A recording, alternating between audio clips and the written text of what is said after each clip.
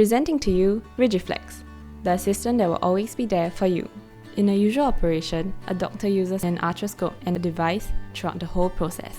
However, if he needs the use of both hands, an assistant has to hold the scope.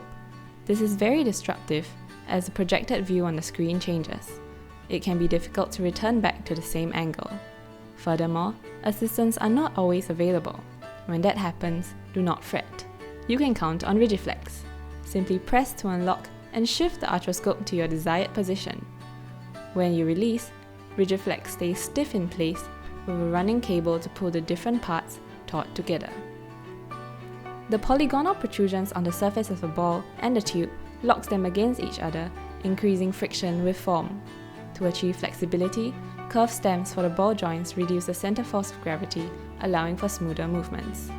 Modular parts also mean the system can be bent freely according to the shape of the patient's body without obstructing the surgeon.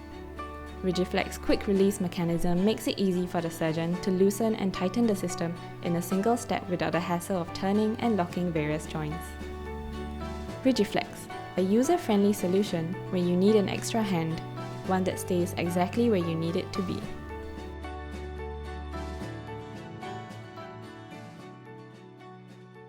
Essentially, there are less and less assistants nowadays, and for procedures that do not absolutely require assistance, then you tend not to have one. It's slightly different in big institutions like this, but once you go out into smaller places, manpower is a huge and probably the biggest problem in sort of medical care around the world.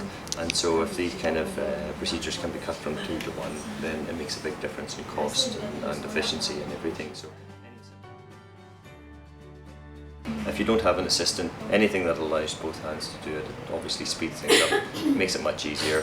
From a technical perspective, quite often some of the meniscal work and the ACL work is quite difficult and requires 2 hands. So sometimes we change from shavers to burrs, so it's got the same driver, but it's got different attachments for the drivers. So quite frequently you will be changing between the 2. So normally you would take the camera out, set it down, change the device, and then put the camera back in again, which all is just multiple extra steps that are not required if you have something holding the camera in place.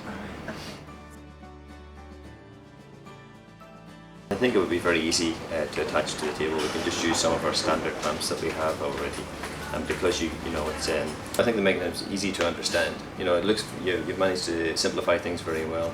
I think the force that's required for compressing and moving is very good and doesn't require too much strength.